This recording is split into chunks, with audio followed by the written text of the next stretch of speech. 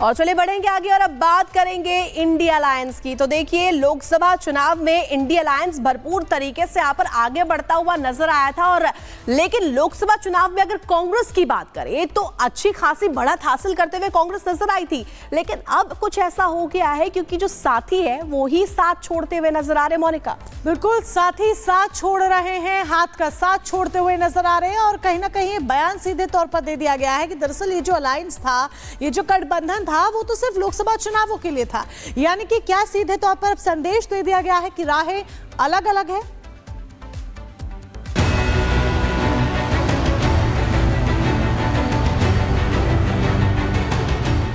लोकसभा चुनाव से पहले जिस एनडी गठबंधन ने सीना तान कर एक साथ चुनावी मैदान में उतरने का फैसला किया था, वही गठबंधन 2 चुनाव के हार के बाद ताश के पत्ते की तरह बिखरने लगा है। दिल्ली में तो अरविंद केजरीवाल ने पहले ही ऐलान कर दिया था, और अब ठीक वैसा ही ऐलान बिहार से भी किया गया है। पहले से तय था इंडिया अलायंस जो है वो लोकसभा के लिए, और बिहार में जहाँ तक बात की जाए हम लोग तो शुरू से साथ थे यहाँ। तो इस दौरान पत्रकारों ने जब पूछा कि क्या आरजेडी भी दिल्ली चुनाव में उतरेगी, तो सुनिए तेजस्वी यादव ने क्या कहा। अभी हम लोगों ने डिसाइड नहीं किया पार्टी ने कि हम लोग वहाँ चुनाव लड़ेंगे कि नहीं लड़ेंगे, सर आप बहुत अच्छी, और बाद में हम लोग देखेंगे कि किसको। अब दिल्ली विधानसभा चुनाव में आम आदमी पार्टी और बीजेपी के बीच सीधी टक्कर हो रही है।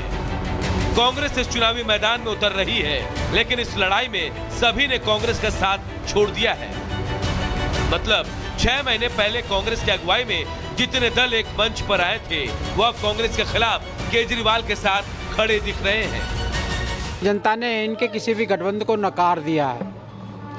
ये सब मौसेरे भाई हैं, सब एक थैली के चट्टे बट्टे हैं। एक टोटी चोर है तो दूसरा टॉयलेट चोर है। ये समर्थन इनके देने का कोई मतलब नहीं है, लेकिन सच्चाई ये समर्थन नहीं है। ये कांग्रेस को छील रहे हैं, कांग्रेस को छील के उसकी औकात बता रहे हैं कि कांग्रेस पार्टी यहाँ है। कांग्रेस पार्टी की क्या हैसियत है, और सो कॉल इंडी ये घमंडियों का क्या स्थिति है अब सामने आ रही है।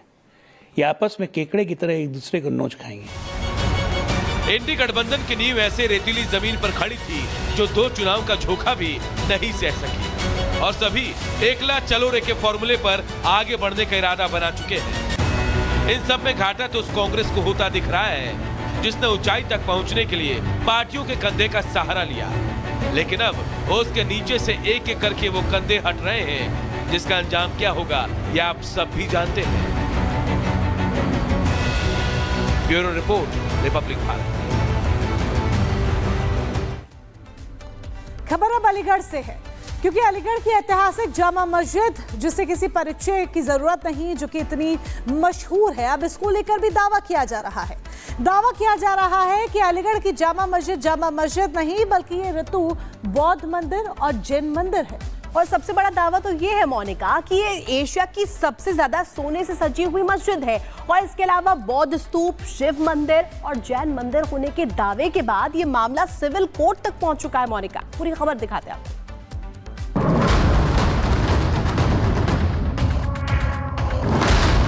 उत्तर प्रदेश के अलग अलग शहरों की मस्जिदों में मंदिर खोजने के विवाद में एक नया नाम जुड़ गया। अब अलीगढ़ की ऐतिहासिक जामा मस्जिद भी ऐसे ही विवादों में फंसती नजर आ रही है।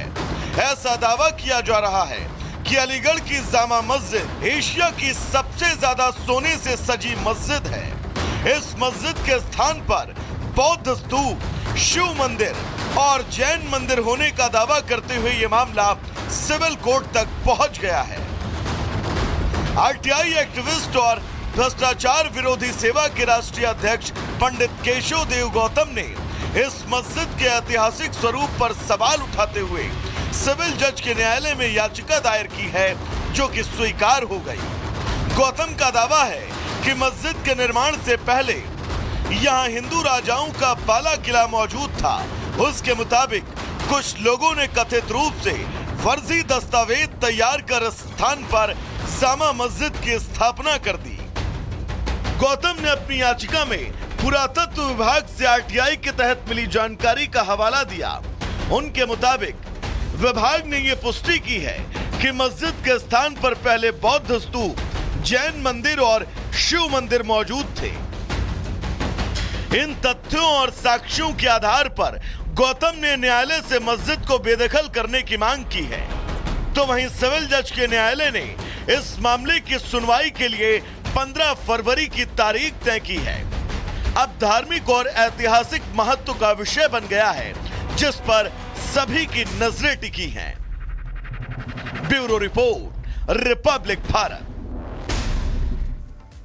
और चलिए बढ़ेंगे आगे और अब बात मुंबई से आई हैरान कर देने वाली खबर की। मुंबई में पुलिस ने एक फर्जी इनकम टैक्स कमिश्नर को गिरफ्तार करके एक फर्जी ठग गिरोह का पर्दाफाश किया। मोनिका, बिल्कुल, ये फर्जी ठग गिरोह कोई ऐसा वैसा गिरोह नहीं था ऋतु। ये फर्जी ठग गिरोह इतना बड़ा गिरोह था कि इन्होंने बेरोजगारों को भी नहीं बख्शा और 40 बेरोजगारों से कुल 2 करोड़ रुपए की वसूली की। किस तरीके से ये पकड़ में आए, कैसे खुलासा हुआ, क्या इनपुट्स मिले थे, पूरी डिटेल इस रिपोर्ट के जरिए देखिए।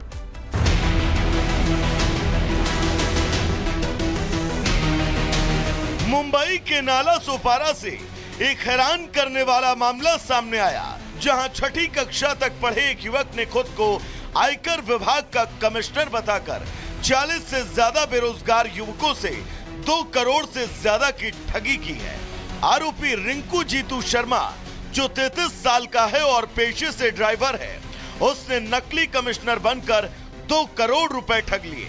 आरोपी को विरार क्राइम ब्रांच यूनिट की टीम ने मुंबई के तालोजा फेज 2 इलाके से गिरफ्तार किया।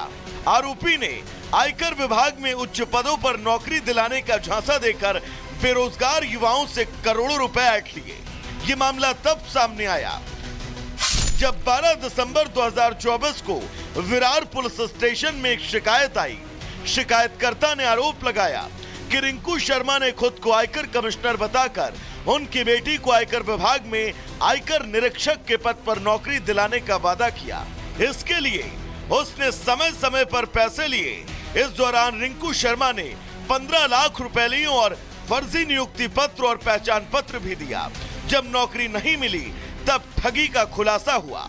सूचना के आधार पर पुलिस ने आरोपी को गिरफ्तार किया है और उसके खिलाफ कई धाराओं में मामला दर्ज है। आरोपी को वसई कोर्ट में पेश किया गया, जहां से उसे 13 जनवरी तक पुलिस हिरासत में भेजा गया है।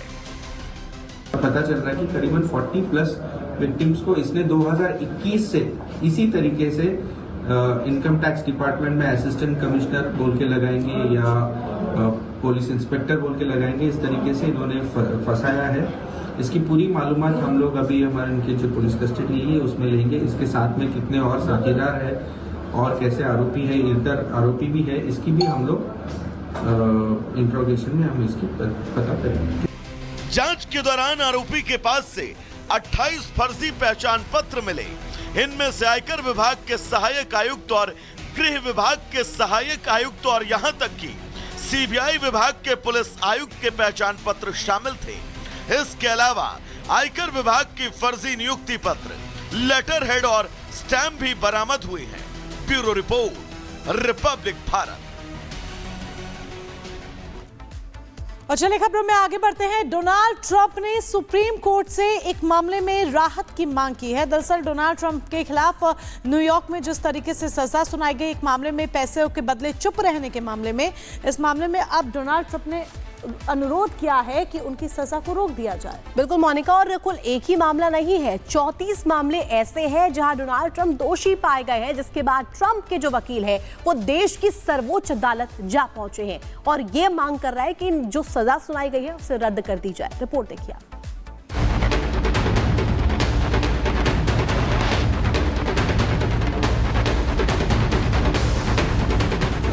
ट्रंप ने किया सुप्रीम कोर्ट का रुख,